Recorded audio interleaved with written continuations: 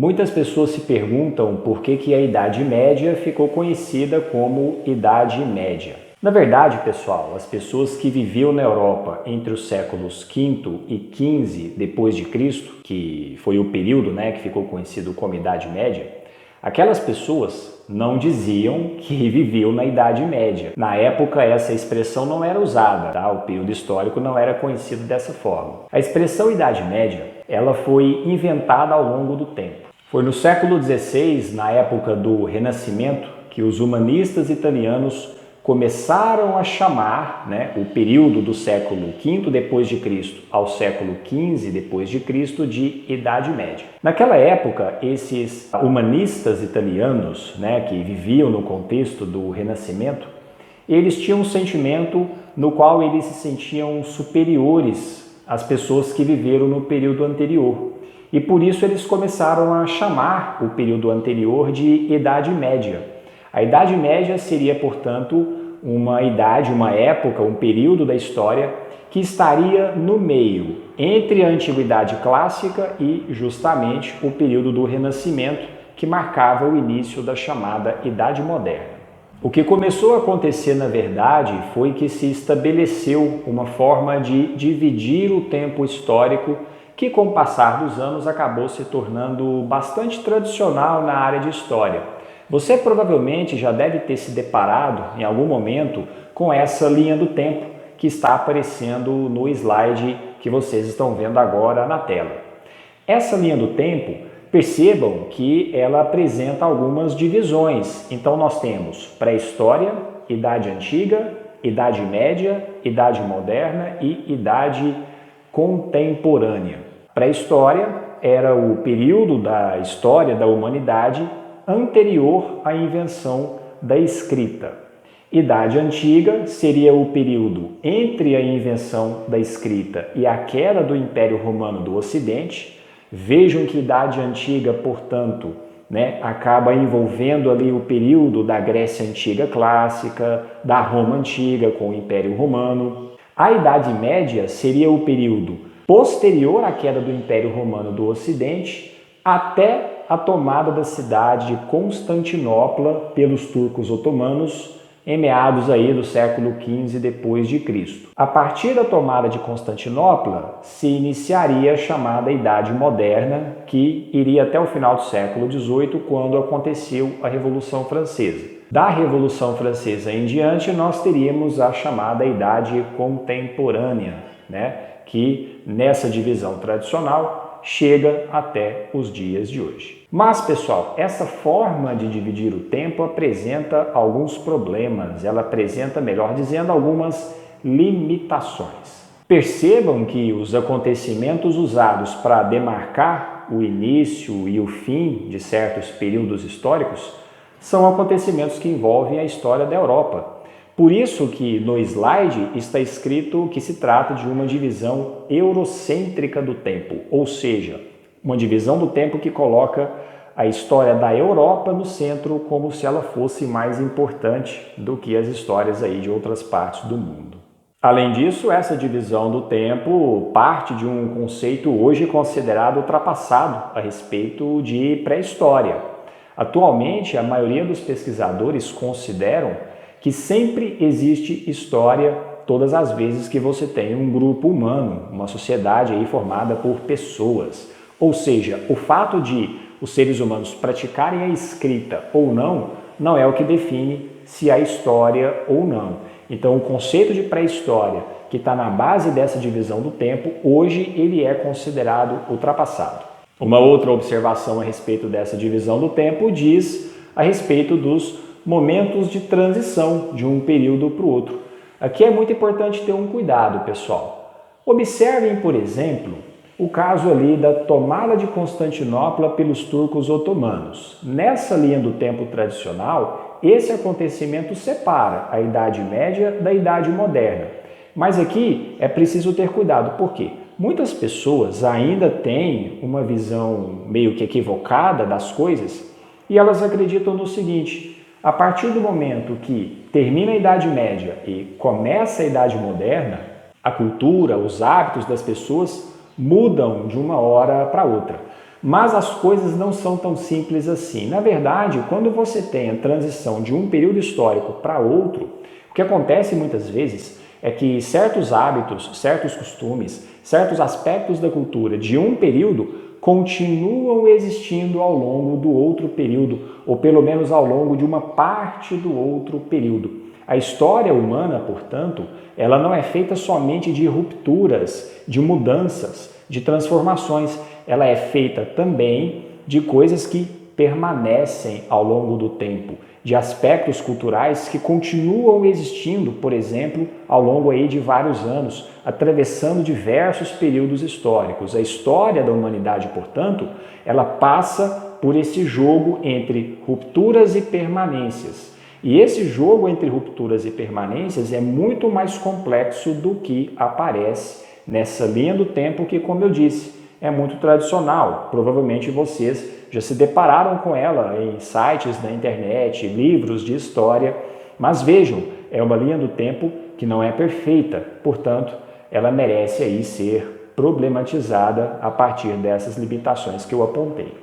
No caso da Idade Média, que seria esse período entre a Antiguidade Clássica e a Idade Moderna, é um período da história da Europa que a gente também precisa ter um certo cuidado. Por quê? Porque existem vários estereótipos a respeito dele. O estereótipo, pessoal, é uma imagem errada que se tem de alguma coisa. É como se fosse uma espécie de preconceito. Quais são os estereótipos mais comuns a respeito da chamada Idade Média, do chamado período medieval? Existe um estereótipo muito frequente que aparece em livros, aparece quando a gente conversa com pessoas, que diz o seguinte: a Idade Média seria um período no qual todo aquele legado da cultura grega antiga, da cultura romana antiga, teria sido deixado de lado, de modo que a atividade artística, a atividade intelectual durante o período medieval teriam sido muito reduzidas, teriam sido muito pequenas. Aliás, teve pessoas aí que chegaram a chamar a Idade Média de Idade das Trevas, né? Porque, segundo essas pessoas,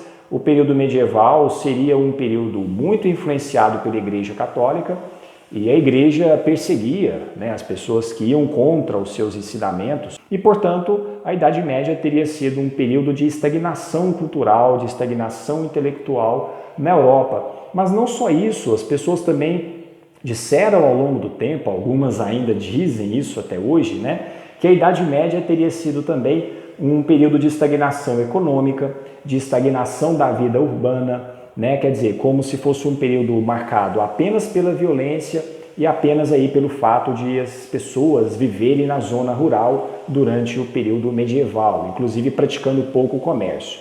Vejam bem, todos esses estereótipos, todas essas coisas que se diz a respeito da Idade Média, na verdade, são equívocos. Por quê? Uma série de estudos a respeito desse tempo, a respeito desse período histórico, que foram feitos aí ao longo das últimas décadas, tem permitido a gente criticar, a gente problematizar esses estereótipos a respeito da Idade Média. Sobre isso, vamos ver o que diz Jacques Le Goff, né, que foi aí um dos maiores estudiosos a respeito do período medieval. Vejam o que o historiador Jacques Le Goff afirma sobre a Idade Média. Ele diz o seguinte: a Idade Média foi também, acho até principalmente, um grande período criativo. Podemos ver isso nos domínios da arte, das instituições, sobretudo nas cidades, por exemplo, nas universidades, ou ainda no campo do pensamento. A filosofia, que chamamos de escolástica, atingiu altos patamares do saber. Também vimos até que ponto a Idade Média criou lugares de encontro, comerciais e festivos, as feiras, as festas, que continuam a nos inspirar. Esse trechinho, né, que foi tirado aí de um livro do Jacques Le Goff, é muito interessante porque ele mostra o seguinte: vejam bem, havia vida urbana, havia vida cultural, vida intelectual durante o período medieval. Aquele estereótipo que se tinha, né, de que a Idade Média foi uma idade das trevas, ele não corresponde ao que de fato ocorreu aí durante o chamado período medieval. Período medieval esse, né, que de acordo com muitas pessoas até hoje foi marcado por um tal de feudalismo. E aqui, pessoal, nós temos um outro conceito que também precisa ser problematizado, que é justamente a expressão feudalismo. Normalmente, as pessoas definem o feudalismo como uma forma de organização política, social e econômica de uma sociedade que teria vigorado na Europa durante a Idade Média, entre os séculos V depois de Cristo e XV depois de Cristo. Porém, pessoal, temos que ter alguns cuidados. Quando nós dizemos que o feudalismo existiu na Europa naquele período, nós não podemos pensar que em todo o continente europeu o feudalismo foi praticado da mesma forma, o feudalismo existiu da mesma forma. Na verdade, pessoal, as regiões da Europa, as diferentes regiões da Europa, tinham formas de organização social, política e econômica diferentes umas das outras. Ou seja, não houve um único feudalismo em todo o continente europeu. É errado, é um equívoco nós olharmos para a história daquele período dessa forma. Um outro ponto que merece a nossa consideração diz respeito ao significado do termo feudo, que dá origem à palavra feudalismo. Geralmente, muitas pessoas, quando falam em feudo, automaticamente elas pensam numa propriedade rural com lavouras, plantações, casas dos camponeses, o castelo do senhor feudal. Mas, na verdade, pessoal, feudo era uma palavra que era usada para designar várias coisas no período medieval. Sim, propriedades rurais eram chamadas de feudos, mas havia outras coisas que também eram chamadas de feudos, como, por exemplo, uma renda, um benefício, um cargo importante, enfim. Normalmente, pessoal, um feudo era algum tipo de benefício que um nobre concedia a outro nobre. Não se esqueçam que no período medieval nós tínhamos grupos sociais diferentes vivendo na Europa. Os nobres, o grupo aí que compunha a nobreza, era o grupo dos grandes proprietários de terras, as pessoas com grande prestígio social. Então, na verdade, o que acontece é que a expressão feudalismo, ela tem muito mais a ver com as relações entre as pessoas da nobreza, do que com as relações sociais mais amplas durante o período medieval.